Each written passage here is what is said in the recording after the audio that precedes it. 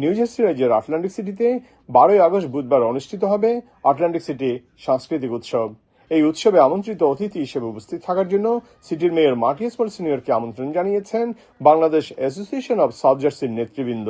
6 August বৃহস্পতিবার দুপুরে BSJ সভাপতি জহিরুল ইসলাম বাবুল, সাধারণ সম্পাদক জাকির ইসলাম খোকা, ট্রাস্টি বোর্ডের চেয়ারম্যান আব্দুর রফিকের নেতৃত্বে একটি প্রতিনিধি দল সিটি হলস্থ মেয়রের কার্যালয়ে তার সাথে সৌজন্য সাক্ষাৎ করেন এবং তাকে সাংস্কৃতিক উৎসবে সম্মানিত অতিথি হিসেবে উপস্থিত থাকার জন্য আমন্ত্রণ জানান। বিএসজির প্রতিনিধি দলে আরও ছিলেন সুব্রত চৌধুরী, মোহাম্মদ গিয়াসউদ্দিন পাঠান, শাহরিয়ার আহমেদ, মনিরুজ্জামান মনির, মোহাম্মদ বেলাল হোসেন, মোহাম্মদ শাহজালাল, এম আঞ্জুম জিয়া প্রমুখ। সিটি মেয়রের সাথে এই সৌজন্য সাক্ষাৎ আটলান্টিক সিটি প্রশাসন ও বাংলাদেশি আমেরিকান কমিউনিটির মধ্যে বিদ্যমান আন্তরিক সম্পর্ক এবং পারস্পরিক সহযোগিতার আরেকটি উজ্জ্বল দৃষ্টান্ত। মাননীয় মেয়র বিএসজি এর আমন্ত্রণ সাদরে গ্রহণ করেন এবং উৎসবে অংশগ্রহণের নিশ্চয়তা প্রদান করেন।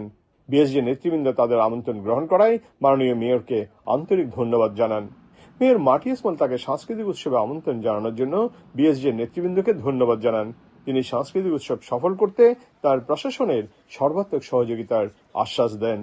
আটলান্টিক সিটি কালচারাল ফেস্টিভ্যাল শুধু বাংলাদেশি কমিউনিটির নয়, এটি সবার জন্য উন্মুক্ত এক মিলন মেলা।